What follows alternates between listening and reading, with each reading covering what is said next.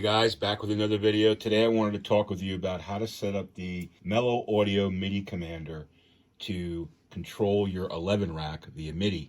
Now I used to have the Behringer foot switch, the large one, and that was great, but this is much more compact and has basically all the same features and is very easy to configure. It's very simple. What you do in the manual, comes with a great manual, okay, and it's got all the information you need in there. But what you do is when you turn on your unit, you want to hit the C button here, okay? And that brings you up into the custom 1 configuration, okay?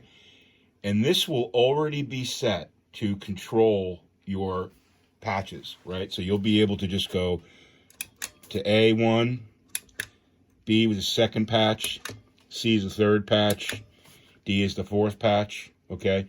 Now, the lineup is a little bit different. It doesn't say A4, just the way that this nomenclature is on this unit. But it still controls your first A bank, the 4 patches of your A bank. If you want to switch up to the next bank, all you do is you hit this up button, and that'll take you up to the next bank. Okay? And you're in those banks. You want to switch back down, you just hit the down button. Now you're back into that bank. And once you set it up to use custom 1, okay, I'm going to turn this off here. Every time you turn it back on, it'll automatically come up to custom 1. All right, so that's pretty simple.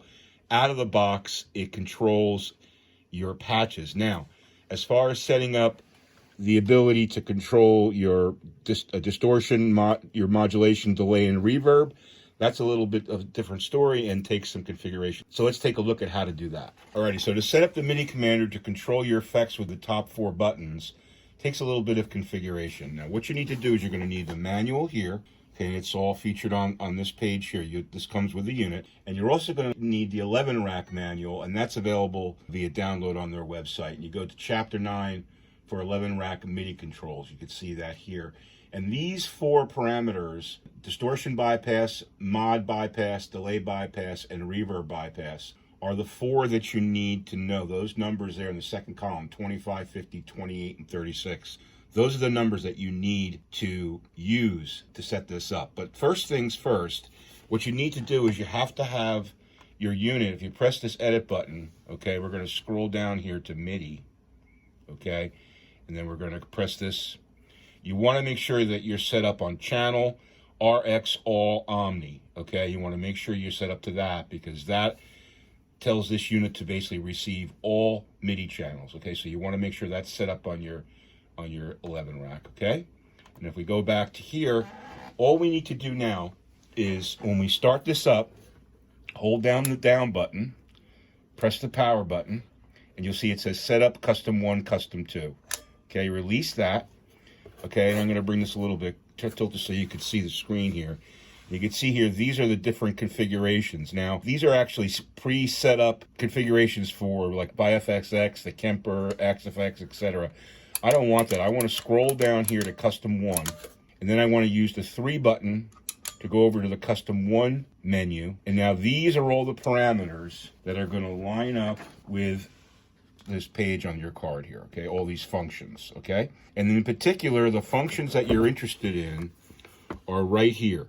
Key 1 CC number, key 2 CC number, key 3 CC number, and key 4 CC number. These are the commands that correspond with these 4 switches on your pedal, all right? And what we're going to do is the 11 rack numbers, the 25, 50, 28, and 36, that we get from the 11 rack numbers, we're going to enter them into 25 is going to go in key 1, 50 is going to go in key 2, 28 is going to go in key 3, and 36 is going to go in key 4. So let me show you how to do that. It's pretty simple. Bring this a little closer here so you can see it. I'm going to use this to scroll down to where it says key number 1, okay?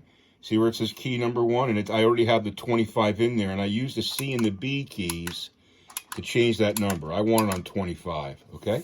Now I'm going to scroll down to key 2 CC. Oh, sorry, that's not the one I want. Key 2 CC, and you can see it's already set to 50. All right, but I could change that number by using the B and the C key. Then I scroll down to key 3cc, that's already set to 28.